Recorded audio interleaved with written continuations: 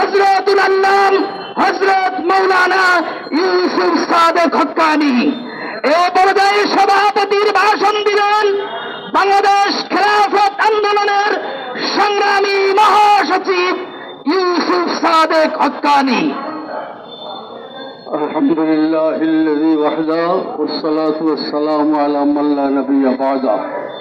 বাংলাদেশ খেলাফত আন্দোলন কর্তৃক আয়োজিত আজকের এই আলোচনা এবং বিক্ষোভ মিছিলে উপস্থিত নেতৃবৃন্দ, বিভিন্ন স্থান থেকে আগত আমার দিনদার মুসলমান ভাইরা, সাংবাদিক ভাইরা এবং প্রশাসনিক যে সমস্ত দায়িত্বশীল আছেন আমার ভাইরা, কথা হয়েছে 7 দফা আদায়ের লক্ষ্যে। আমাদের নেতৃবৃন্দ যার যার বক্তব্য তুলে ধরেছেন। আমরা ডক্টর মোহাম্মদ ইউনূসকে বলতে চাই যে আপনি এদেশে এসেছেন রক্তের উপরে পা রেখে, সুতরাং আপনাকে বলতে চাই এই দেশের বিরুদ্ধে, ইসলামের বিরুদ্ধে আপনি কিছু করবেন না। এতদিন পর্যন্ত যেটা চিন্তা করেছেন ওই চিন্তার থেকে ফিরে আসুন, তা না হলে শেখ হাসিনা পাশের রাষ্ট্রে গিয়ে পলিয়েছে, আপনি কোথায় পলাবেন যখন এদেশের জনতা আপনার বিরুদ্ধে আন্দোলন করবে?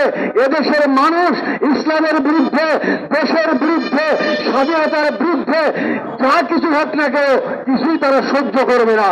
সুতরাং বাংলাদেশ খেলাফত আন্দোলন পরিষ্কারভাবে ঘোষণা করতে চায় এই 7 দফা বাস্তবায়ন করার জন্য যা কিছু প্রয়োজন খেলাফত আন্দোলনের প্রত্যেকটা নেতা কর্মী এবং সমর্থকরা তারা ময়দানে ছিল এবং আছে এবং ইনশাআল্লাহ থাকবে যতদিন পর্যন্ত আমাদের দাবি বাস্তবায়ন না হবে। ময়দান থেকে আমরা পিছু আমরা ইনশাআল্লাহ। সুতরাং আমরা ভবিষ্যতের এদেশের এবং জাতির কল্যাণ কামনা করছি। আল্লাহ পাক আমাদের সকলকে দেশ ও জাতির সার্বিক কল্যাণের জন্য কাজ করার তৌফিক দান করুন।